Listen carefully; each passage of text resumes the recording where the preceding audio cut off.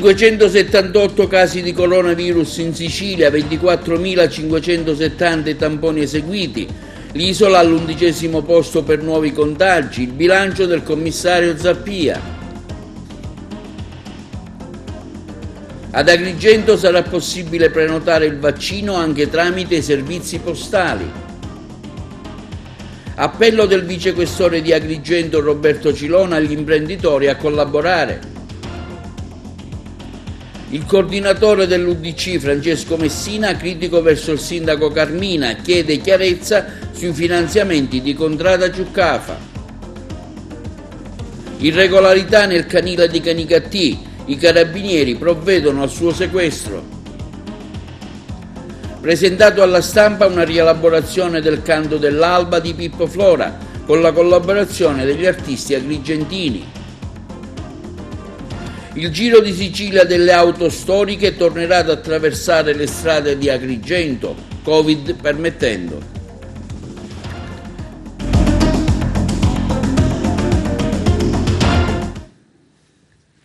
«578 sono i nuovi casi di coronavirus in Sicilia, 21 i morti, questo l'ultimo bollettino inviato sulla situazione Covid nella nostra isola, 24.570 i tamponi eseguiti, la regione si trova all'11° posto per contagi giornalieri. Palermo è la provincia con più casi di coronavirus, con 265, segue Catania con 123, Agrigento ne registra 16. Intanto la situazione dei contagi nell'Agrigentino nel consueto bilancio settimanale tracciato dal commissario dell'ASP Mario Zappia. Sono 578 i nuovi positivi al Covid-19 che si sono registrati ieri in Sicilia, con 24.570 tamponi processati e una incidenza poco superiore al 2,3%. La regione si trova anche oggi all'11° posto nel numero di nuovi contagi giornalieri. Le vittime sono state 21 nelle ultime 24 ore, portando il totale a 4.096. Gli attualmente positivi sono 26.597, ovvero 429 casi in meno rispetto a ieri.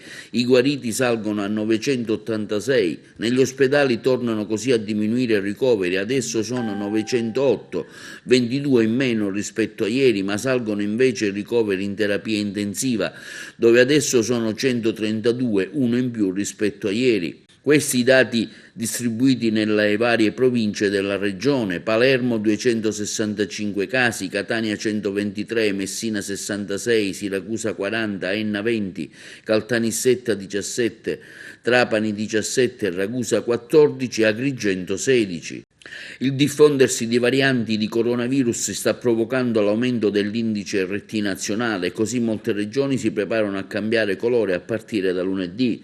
Non sarà così per la nostra Sicilia, che con un RT pari a 0,71 resterà in zona gialla, con un rischio ancora basso certificato dall'Unione Europea, che ha inserito la regione tra le aree meno pericolose. La situazione non è comunque da sottovalutare, i dati infatti parlano di un rialzo dei contagi anche in Sicilia e la curva epidemiologica ha ormai esaurito la sua spinta verso il basso, tornando a puntare verso l'alto. Intanto sentiamo le ultime notizie del commissario dell'ASP di Agrigento, dottor Zappia. Questa volta, diversamente dalle altre, non vi darò dati, non vi leggerò numeri, ma vi accorgerete che, ringraziando a Dio, stiamo riuscendo a mantenere il contagio in numeri leggermente decrescenti. Lo vedete dalle tabelle, oramai capite bene come funzionano, vedete il solito paghiderma, vedete anche i numeri, ma sono numeri che per fortuna fino adesso sono in una decrescita, diciamo, costante, anche se non veloce. Quindi la notizia positiva è che ci stiamo mantenendo con un numero di contagi contenuto. Oggi invece vorrei focalizzare la vostra attenzione sulla campagna vaccinale.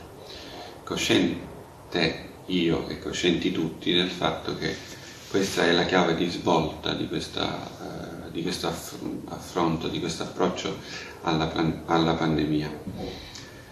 E la nostra ASP si sta organizzando, così come tutte le ASP della nostra regione, si sta organizzando per poter essere pronti alla vaccinazione di tutta la popolazione. Sapete che in questo momento noi stiamo vaccinando le forze armate, le forze dell'ordine e tutto il personale della scuola, docente e non docente.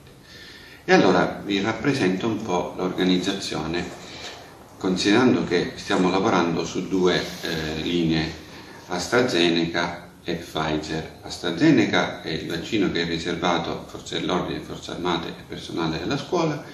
Pfizer invece abbiamo già iniziato settimana scorsa con gli ultraottantenni. E allora noi abbiamo previsto e abbiamo messo in campo già con l'aiuto dei direttori di distretto e i direttori dei presidi ospedalieri una serie di punti vaccinali che in questo momento ci consentono di poter affrontare la vaccinazione in maniera ordinata e in maniera anche, se me lo consentite, confortevole nei confronti di chi la deve ricevere. Io personalmente ho fatto il giro dei punti vaccinali e devo dire che l'accoglienza che è stata riservata soprattutto ai nostri anziani mi ha lasciato parecchio soddisfatto. Un nome per tutti, ma non è sopra tutti, lo cito perché l'organizzazione era veramente pregevole, quella di Canicattì, dove al quinto piano dell'ospedale avevano organizzato orari differenziati, sale differenziate per anziani e per le forze dell'ordine, presidiato da infermieri, presidiato da amministrativi, presidiato da medici che garantivano la sicurezza dei nostri pazienti. Allora, vorrei dirvi che per AstraZeneca noi abbiamo previsto un bel numero di presidi vaccinali. Abbiamo il PTA di Agrigento in via Giovanni XXIII, abbiamo il PTA di Favara in via della Sanità, il PTA di Canicattì in via Pietro Micca, il PTA di Bivona in via Benedettini, il PTA di Cammarata in via Firenze, il PTA Licata al centro Croce Rossa di via Panepinto, Palma di Montechiaro, Villaggio Giordano, via delle Vittime della Mafia, il PTA di Sciacca presso il presidio ospedaliero di Sciacca, il PTA di Menfi in via Raffaello 136, il poliambulatorio di Ribera in via Circonvallazione. Assieme a questi abbiamo sempre, tutti quelli che ho appena finito di dire sono AstraZeneca. Sempre per AstraZeneca abbiamo raddoppiato prevedendo una vaccinazione presso i presidi ospedalieri.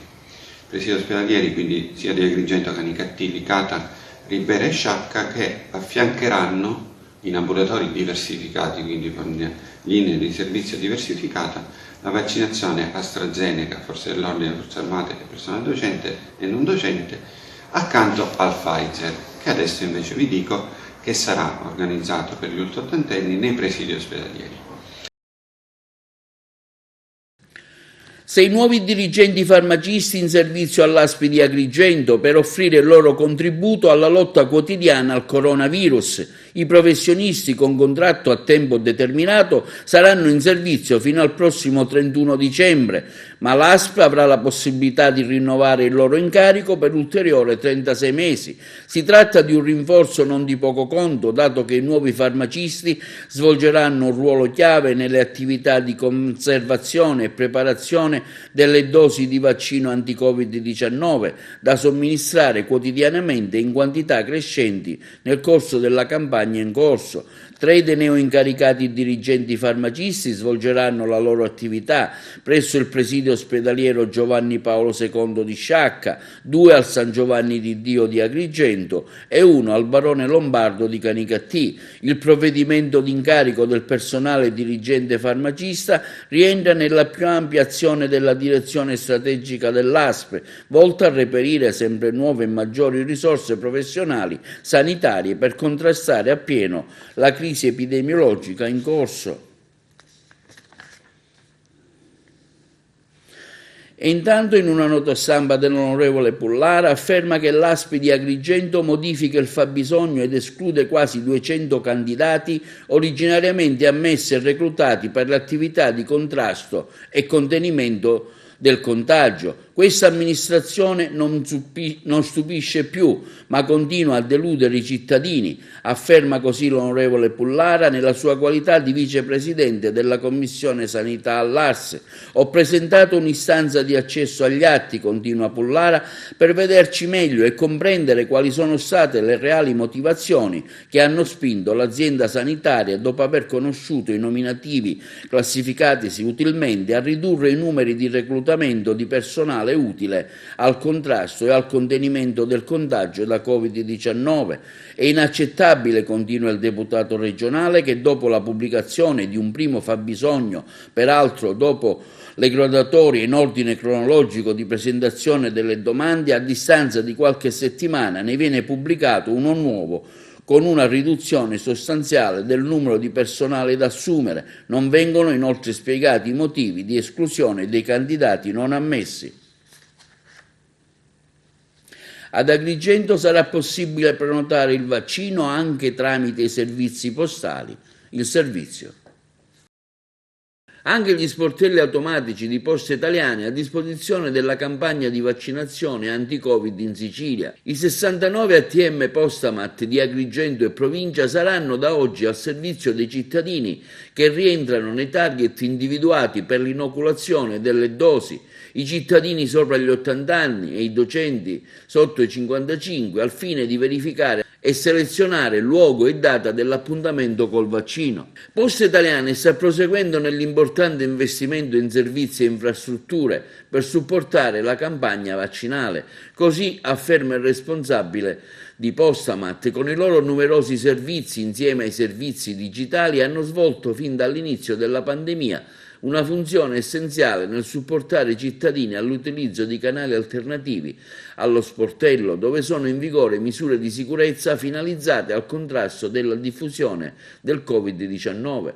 La capillare rete di ATM Postamat si va così ad aggiungere alla task force dei portalettere siciliani, che da ieri stanno anche loro supportando i cittadini con i palmari in dotazione per il servizio di recapito, effettuando le prenotazioni in base agli slot disponibili. I canali forniti da Poste Italiane per accedere alla prenotazione diventano dunque 4, perché oltre ai postini e agli sportelli automatici, dallo scorso 8 febbraio i primi 100.000 cittadini che hanno superato gli 80 anni sull'isola hanno potuto prenotare il loro appuntamento presso la sede vaccinale attraverso la piattaforma web realizzata da Poste Italiane all'indirizzo www.prenotazioni.vaccinicovid.gov.it o chiamando il numero verde 800 009 966. Prenotare il vaccino con Postamat è semplice e intuitivo, basta infatti selezionare l'apposita voce presente sul display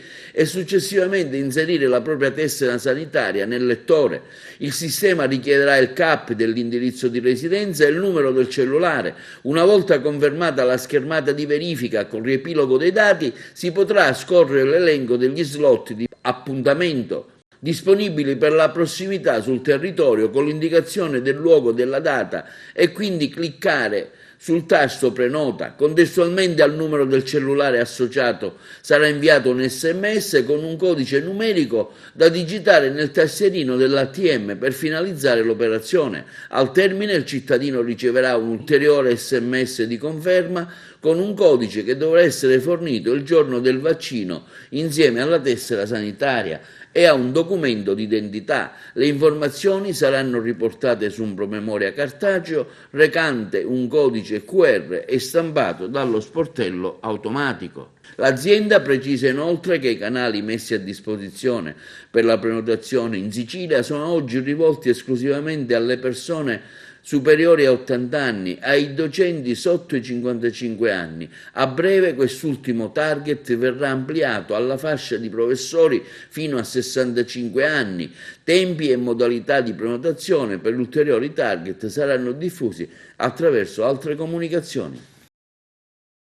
E intanto cala il reddito pro capite, già basso delle famiglie siciliane. A un anno dallo scoppio della crisi pandemica, le famiglie siciliane, nonostante i numerosi ristori, sono venuti a mancare 300 euro, che in considerazione del reddito pro capite sono una cifra non tanto irrisoria come potrebbe sembrare a prima vista. Lo afferma oggi Vittorio Messina della Confesercenti, che continua dicendo che le prospettive di recupero sono lente e condizionate dagli esiti della campagna vaccinale, attualmente in forte ritardo sugli obiettivi fissati. Per questo, con molte probabilità, a fine 2021 il reddito medio delle famiglie sarà ancora inferiore ai livelli pre-crisi. Per questo, conclude Messina, chiediamo con forza al Governo di accelerare sui sostegni promessi e sollecitiamo il Governo regionale a compiere il massimo sforzo per dare un adeguato sostegno alle imprese che non sono in condizione di poter subire ulteriori ritardi rispetto alle misure integrative. Covid permettendo il Giro di Sicilia di auto storiche. La Sicilia del Florio tornerà infatti ad attraversare le strade di Agrigento. A presentare l'iniziativa al sindaco Franco Miccichè è stato il presidente della Veteran Car Club Panormus, dottor Antonio Augello, che era accompagnato dal referente locale Michele Bugea. Il programma prevederà 2 giorni di sfilate e prove di regolarità nella nostra città, il 12 e il 13 giugno prossimo. Il primo giorno ci sarà una partenza da Piazza Vittorio Emanuele con prove di abilità nella via Atenea e una breve sosta davanti al municipio. Nel pomeriggio si visiterà il Tempio di Giunone, una breve escursione nella Valle dei Templi, poi la cena e il soggiorno in 2 hotel della città. L'indomani partenza dal lungomare e rientro. Un appello ai cittadini e agli imprenditori a collaborare e a denunciare arriva dal capo della DIA di Agrigento, il vicequestore Roberto Cilona, fatto recentemente in occasione della presentazione dell'ultimo report sulle organizzazioni criminali presenti sul territorio nei primi mesi del 2020. Un appello a collaborare è quello che arriva dal responsabile della DIA di Agrigento, il vicequestore Roberto Cilona. Il nostro territorio è resio ad abbattere il muro dell'omertà. Spesso arrivano tantissime segnalazioni, ma sono anonime e non le possiamo considerare se non solo per fini informativi. In questo momento le cosche che prima erano in lotte tra loro si erano scisse. Tra le cosche mafiose e la scidda si stanno riappacificando, dovuto anche al difficile momento in cui stiamo attraversando per via del Covid, dove la crisi di liquidità spinge la malavita a essere sempre più presente nei vari settori economici e sociali e anche nei quartieri. Una sorta di pax mafiosa tra Cosa e Stidda si è caratterizzata durante la pandemia, insomma. Ma la pax mafiosa tra le principali associazioni criminali di stampo mafioso sul territorio agrigentino, cioè a dire Cosa Nostra e Stidda, è un dato che noi ormai rileviamo e consolidiamo anche con le recenti e calde informazioni delle ultime operazioni che si sono verificate nel contrasto alla mafia sul territorio agrigentino. C'è anche da dire che le volte in cui si sono verificate le guerre di mafia sul territorio sono state guerre assai cruente e dedicate segnatamente alla spartizione del territorio per monopolizzarlo dal punto di vista economico. Questo fatto oggi non c'è perché si preferisce arrivare a degli accordi dove comunque entrambe le consorterie mafiose riescano, spartendosi il territorio, ad esercitare su di esso un'influenza anche dal punto di vista economico. Un appello agli imprenditori, a chi vuole collaborare affinché si diano delle informazioni interessanti, no? Guardate, il territorio agrigentino è un territorio caratterizzato, ripeto, da una crisi imprenditoriale, però l'imprenditore deve avere il coraggio di denunciare. La denuncia in forma anonima è una denuncia che ha scarsissimo valore dal punto di vista investigativo. È bene che questo si sappia. Gli esposti anonimi hanno un valore minimo e ne pervengono molti. L'imprenditore non deve temere di presentarsi presso gli uffici di polizia, anche presso la direzione investigativa antimafia, con il coraggio di indicare in maniera magari inizialmente riservata quelli che sono gli elementi significativi del potere mafioso che sta subendo. Il resto è affar nostro e lo Stato, quando interviene in maniera severa e giusta. Il vice sindaco e assessore all'ecologia del comune di Agrigento, Aurelio Trupia, esprime gratitudine alla magistratura agrigentina e alle forze di polizia per il fattivo contributo che stanno dando al mantenimento dell'ordine in città. Lo abbiamo visto con il mancato rispetto delle ordinanze anti-assembramento e sul divieto di asporto di bevande in bottiglie di vetro.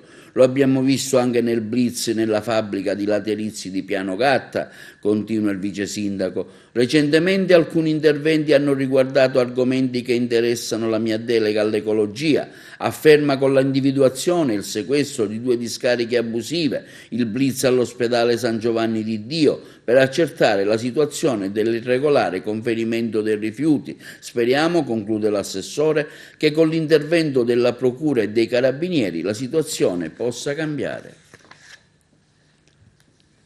San Calogero conquista un altro angolo della nostra città, via Madonna delle Rocche. Grazie all'artista Giuseppe Cacocciola è stato realizzato un piccolo santuario con la statua del Santo Nero, chiusa con una vetrata e inserita in una nicchia in pieno stile medievale. Il santuario è dedicato al santo più amato dagli agrigentini, è stato benedetto dal rettore di San Calogero Padre Veneziano alla presenza del sindaco Franco Miccichè e degli abitanti del quartiere. Prima della cerimonia religiosa si sono esibiti i tammurinara di San Calò, mentre al termine è stato offerto un rinfresco da parte dello stesso autore della statua. Irregolarità nel canile di Canicattì, scatta il sequestro da parte dei carabinieri, il servizio. L'impegno dei militari dell'Arma anche verso la protezione degli animali. Lo scorso 26 febbraio i carabinieri del NAS di Palermo, in collaborazione con quelli della stazione di Canicattì, al termine di un controllo a sorpresa, hanno sottoposto a sequestro amministrativo il canile di Canicattì. L'ispezione del rifugio comunale da parte degli ispettori sanitari dell'Arma è durato l'intera giornata, mentre gli animali sono apparsi in buone condizioni. Numerose sono state le irregolarità accertate, dall'idoneità degli spazi di detenzione e di sgambatura degli animali alla gestione amministrativa dei singoli cani ospitati. Sono queste alcune delle carenze che hanno indotto i carabinieri di Canicattì a disporre il sequestro della struttura, alla quale già dallo scorso dicembre era stata comunque inibita l'accoglienza di ulteriori animali. Il sequestro urgente è stato disposto dagli ispettori del NAS e consente comunque all'ente responsabile del rifugio di provvedere alla salvaguardia e alla gestione degli 8 cani attualmente ospitati. Ieri c'è stato un sopralluogo da parte del NAS di Palermo, al quale hanno verificato la situazione nella quale si trova il rifugio sanitario. Sono state riscontrate alcune difformità, soprattutto dal punto di vista amministrativo, piccoli accorgimenti che già erano state sollevate nelle settimane scorse anche da parte dei veterinari dell'ASP, tant'è che il rifugio non è chiuso in ingresso già dal mese di dicembre, quindi non funziona più per la cattura e il mantenimento degli animali all'interno, se non quelli che già vi sono, per i quali non sono state riscontrate particolari difformità, nel senso che è stato accertato il buono stato di salute per gli ospiti attuali, che sono intorno a 8 randaggi. Queste erano le cose più importanti che sono emerse, e attendiamo naturalmente che ci venga notificato il provvedimento, ma si tratta, ribadisco, di piccoli accorgimenti che potranno essere fatti in breve tempo, come ad esempio la mancanza di un'area per lo sgambamento dei cani, che è già un progetto pronto, abbiamo già quasi tutto pronto, quindi credo che nelle prossime settimane tutto verrà risolto e si procederà alla riapertura del rifugio. Incredibile scoperta dei finanzieri del comando provinciale di Messina. I militari hanno individuato e sequestrato presso gli imbarcaderi dei traghetti che collegano la Sicilia alla Calabria circa 30 kg di marijuana. Il carico di droga era stato occultato a bordo di un'ambulanza individuata nel corso dei controlli effettuati sugli automezzi che sbarcano dai traghetti provenienti da Villa San Giovanni. L'operazione è stata eseguita nell'ambito dell'intensificazione dell'attività di controllo economico del territorio disposta dall'autorità di vertice e grazie alla consolidata esperienza investigativa maturata dalle fiamme gialle del gruppo di Messina, forti del prezioso ausilio dei cani antidroga della sezione cinofili del medesimo reparto. In tale ambito i militari del reparto peloritano venivano attratti dall'atteggiamento del cane antidroga Gimli, altamente specializzato in operazioni della specie, che fiutava qualcosa di sospetto. L'intuizione veniva quindi confermata dall'ispezione del mezzo di soccorso che invece di trasportare bisognevoli di assistenza, come all'apparenza poteva sembrare, occultava al suo interno lo stupefacente sorpresa. Oltre 50 confezioni di marijuana per un totale di circa 30 kg. Il giovane pastore tedesco, dopo una prima ricognizione esterna di routine, mostrava evidenti segni circa la presenza di un significativo carico di sostanza stupefacente, poi in effetti rinvenuta. La droga avrebbe potuto fruttare la vendita al dettaglio, i guadagni per circa 300.000 euro. Il guidatore, un messinese di 41 anni, il cui nucleo familiare percepisce il reddito di cittadinanza, è stato tratto in arresto in flagranza di reato per traffico di sostanze stupefacenti e successivamente sottoposto a custodia cautelare in carcere in attesa di giudizio a disposizione dell'autorità giudiziaria di Messina. Tratto in arresto e rinchiuso nel carcere di Gazzi anche un 45enne ritenuto il complice, anche egli messinese, gravato da precedenti penali e percettore di reddito di cittadinanza, sequestrati contanti, telefoni cellulari e una pistola a salve priva del tappo rosso. Stamattina a Porto Empedocle, all'interno dell'area portuale e nel rispetto delle misure anti-Covid, ha avuto luogo un flash mob di Fratelli d'Italia contro l'immigrazione clandestina. I rappresentanti locali del partito, muniti di striscioni e bandiere tricolori, hanno voluto così manifestare contro gli sbarchi di migranti che incessantemente si susseguono sulle coste agrigentine. All'evento, tenutosi in forma ristretta per evitare assembramenti, hanno partecipato il commissario provinciale di Fratelli d'Italia Calogero Pisano, il dirigente regionale e assessore comunale Costantino Ciulla, il responsabile provinciale della comunicazione Giuseppe Milano, i rappresentanti del partito di Porto Empedocle, Salvo Prestia, Carmelo Bellini, Rosalia Sgarito, Stefano Marrella di Agrigento, Tonino Migliaccio, Giovanni Mantese, Daniele Lardi e Calogero Casucci. Queste le parole del commissario provinciale Calogero Pisano. Secondo i dati del Viminale, nei primi 2 mesi dell'anno sono 4.536 i migranti sbarcati in Italia, quasi il doppio rispetto allo stesso periodo dello scorso anno, numeri che con la bella stagione saranno destinati a salire vertiginosamente. A pagarne maggiormente dazio è la provincia agrigentina, con i centri di accoglienza sull'orlo del collasso e con Porto Empedocle e Lampedusa quotidianamente alla ribalta delle cronache nazionali e internazionali, non per le bellezze storico-paesaggistiche e culturali, ma per l'approdo di migliaia di migranti che spesso arrivano positivi al coronavirus. Il coordinatore del collegio di Agrigento, avvocato Francesco Messina, chiede intanto chiarezza sui finanziamenti sbandierati dal sindaco Carmila per Contrada Ciuccafa, il servizio. L'UDC si mobilita contro il sindaco di Porto Empedocle Ida Carmina in merito alle recenti dichiarazioni fatte sull'arrivo di finanziamenti per il rifacimento e l'abbellimento del quartiere Ciuccafa avvenuto da parte del Ministero dell'Interno. In merito interviene lo stesso coordinatore del collegio di Agrigento, Francesco Messina, chiedendo chiarezza su questi finanziamenti che la sindaca Ida Carmina avrebbe sbandierato.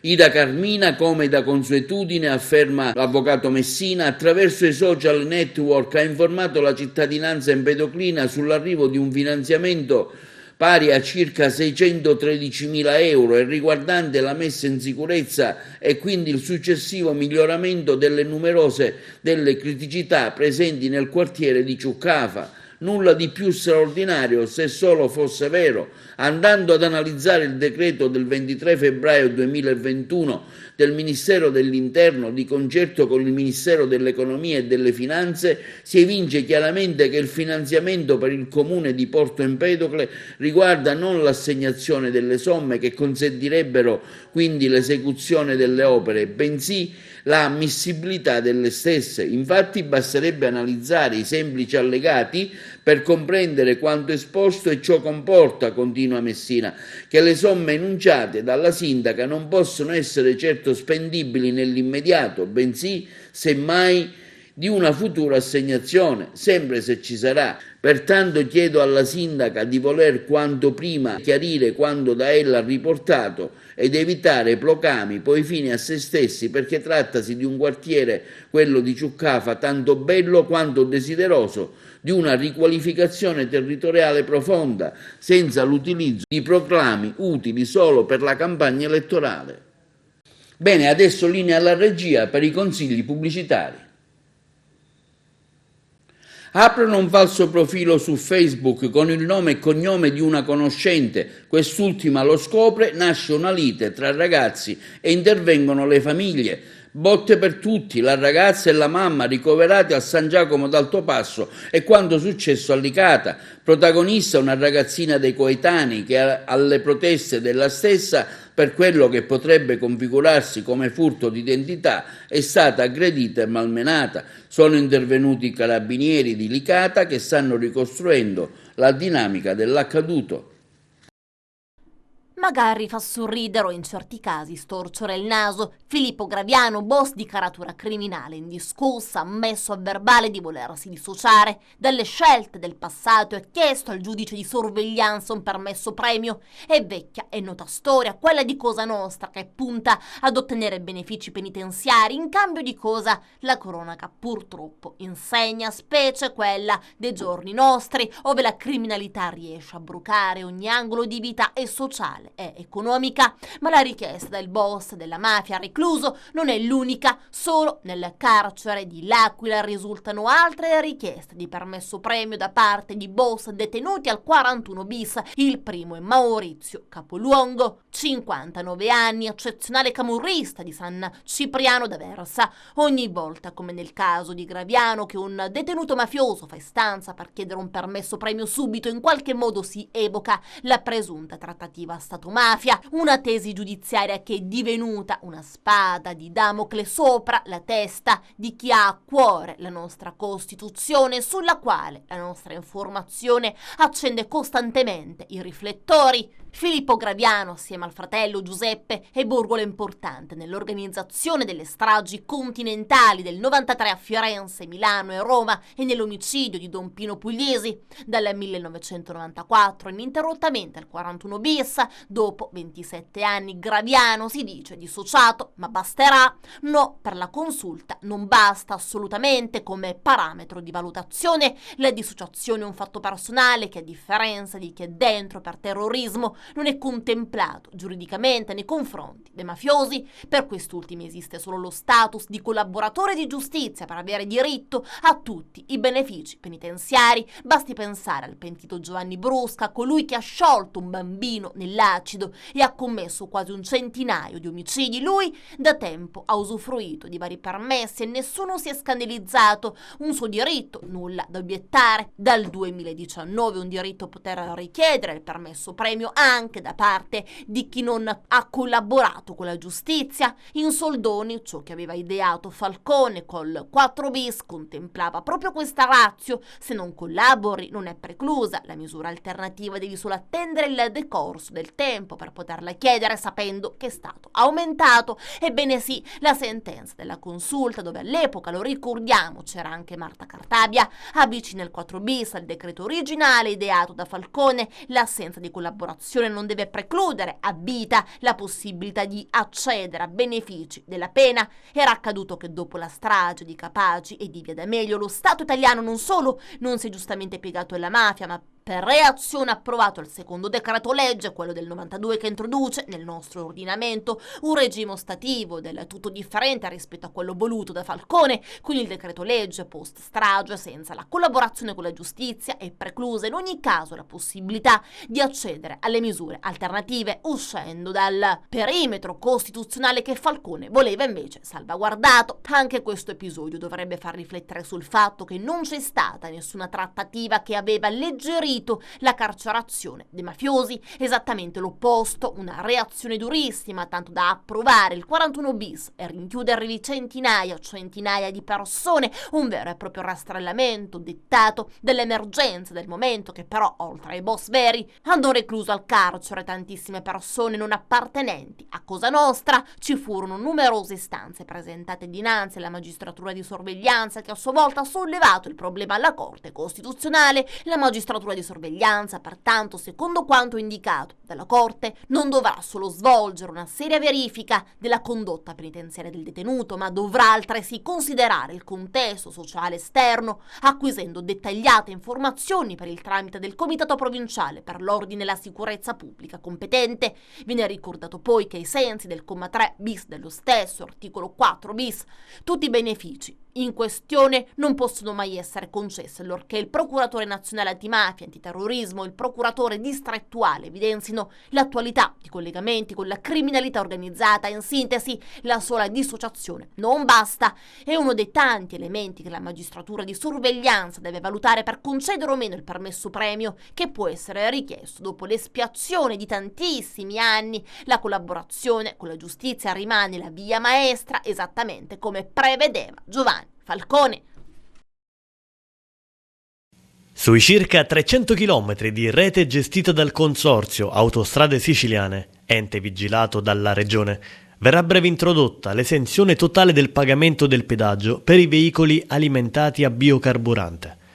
Era un impegno che il governo Musumeci aveva assunto circa 6 mesi fa, dopo un confronto con gli operatori green del settore e il vitale comparto della logistica. Oggi lo manteniamo, facendo della Sicilia la prima regione d'Italia ad attuare una misura assai strategica, di forte valore socio-economico, sulle due principali autostrade dell'isola, la Palermo-Messina e la Messina-Catania. Ringrazio la governance del CAS per aver puntualmente recepito una direttiva della regione che va a difesa dell'ambiente, ma anche a sostegno delle imprese che coniugano innovazione e sostenibilità. Lo afferma Marco Falcone, assessore alle infrastrutture e ai trasporti della regione siciliana, commentando l'atto di indirizzo firmato dal Consiglio d'amministrazione del Consorzio Autostrade Siciliane per l'esenzione del pedaggio dei veicoli alimentati a biocarburante. Introduciamo un chiaro incentivo all'uso di mezzi di trasporto a basso impatto ambientale, come quelli a biodiesel o biometano, sottolinea Falcone, portando per la prima volta la gestione Autostrade Siciliana ad ispirarsi ai paesi europei più virtuosi. Grazie alla paziente azione di risanamento del CAS voluta dal presidente Nello Musumeci, l'ente è adesso capace di raccogliere le sfide e gli spunti più innovativi, instaurando un proficuo dialogo con utenza e realtà produttive. Ma è anche più solido dal punto di vista finanziario, requisito essenziale per rendere praticabile il taglio del pedaggio, conclude l'assessore Falcone, che vogliamo attivare già da marzo. Figlio delle app, il nuovo saggio del sociologo Francesco Pila sulle nuove generazioni digital popolari e social dipendenti. Sentiamo lo stesso autore. Figli delle app, perché questo titolo? Perché ho pensato subito ad Alan Sorrenti, alla sua canzone Figli delle stelle. In realtà quelli della mia generazione ci sentiamo tutti un po' figli delle stelle, vedevamo il cielo che rappresentava per noi la libertà. E questo libro è il frutto di tanti anni di ricerche, da quando ho iniziato a parlare dei bambini che erano troppo soli davanti alla TV, e poi i videogiochi, e poi gli smartphone, e adesso la tecnologia della sopravvivenza che ogni giorno ci accompagna in ogni cosa che facciamo. Ho voluto dedicare questo libro dove è contenuta una ricerca in cui parlo della solitudine e della fragilità dei preadolescenti e degli adolescenti, ma parlo anche delle tecnologie come una grande opportunità di conoscenza. Ho voluto dedicarlo a tutte le vittime del cyberbullismo, del sexting, del revenge porn, ma ho voluto anche dedicarlo a tutti coloro che sulla rete riescono a condividere contenuti positivi, riescono a farci crescere attraverso le nuove tecnologie. Nella ricerca che è contenuta nel terzo capitolo parto proprio da questa situazione, da una situazione in cui buona parte dei ragazzi intervistati mi dicono di avere profili falsi, ormai vivono la loro vita tra Instagram e WhatsApp, ma la ricerca è stata fatta qualche mese fa. Oggi anche TikTok avrebbe un ruolo nella vita social dei nostri adolescenti. È un libro che può servire ai genitori, ma un libro che serve sicuramente agli educatori. E la Franco Angeli ha voluto inserirlo nella prestigiosa collana di sociologia. Quando mi chiedono perché dovremmo leggere questo volume, perché tutti abbiamo bisogno di fare un percorso rispetto a quella che è la nostra vita, la vita dei nostri figli, dei nostri nipoti, la vita dei più piccoli nel rapporto con le nuove e le vecchie tecnologie. Sono completamente diversi da noi, ma non sono marziani. Sono ragazzi che parlano con codici e linguaggi diversi dai nostri, ma che hanno bisogno di essere ascoltati, che hanno paura del web ma non possono fare a meno del web, che mostrano tanta voglia di crescere, tanta voglia di realizzarsi, ma vetrinizzano tantissimo la loro vita e a volte troppo anche i loro corpi. Insomma, vi consiglio di leggerlo e spero vi piaccia. Presentato stamani alla stampa un'inedita rielaborazione del Canto dell'Alba del maestro Pippo Flora, un omaggio degli artisti agrigentini alla nostra città, che contiene anche un messaggio di augurio per una nuova alba, il servizio.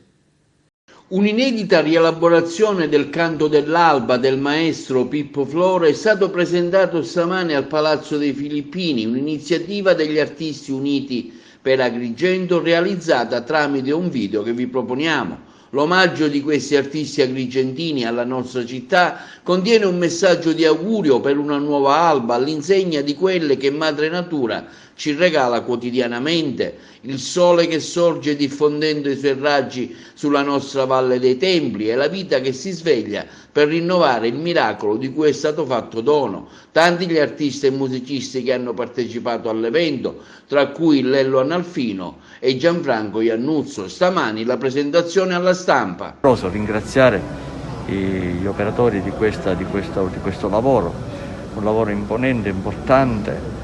Sì, è vero, forse di pochi minuti, ma capite bene dietro cosa c'è. Ci sono mesi e mesi di preparazione, quindi non posso che essere riconoscente come primo cittadino di Agrigento a questi miei concittadini che si sono spesi tantissimo. Un messaggio di augurio per una nuova alba, per una nuova stagione, ovviamente che riparta, tutto ovviamente con un carico simbolico, da le giornate consuete, almeno per noi agrigentini, quindi col sole che irradia i suoi raggi sulla nostra Valle dei Templi e che ci fa guardare al futuro con speranza e positività. E tutto questo abbiamo inteso farlo attraverso una rielaborazione di un canto che è famosissimo, che tutti gli agrigentini conoscono, di un illustre artista agrigentino che è il maestro Pippo Flora ed è il suo Canto dell'Alba. E lo abbiamo deciso di offrirlo alla città sotto forma di videoclip e oggi la città di questo e quindi l'amministrazione comunale intende parteciparlo alla cittadinanza affinché venga diffuso.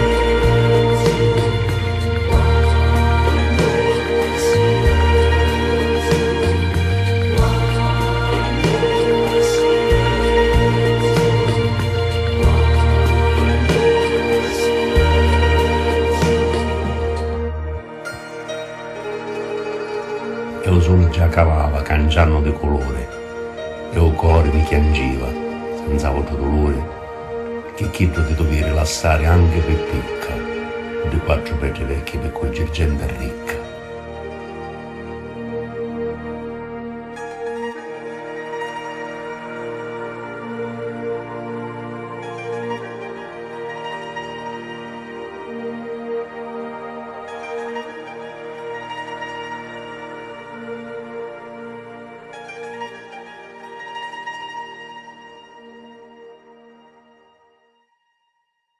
Questo è tutto per TV Notizie, grazie per averci seguito, vi diamo appuntamento alle prossime edizioni.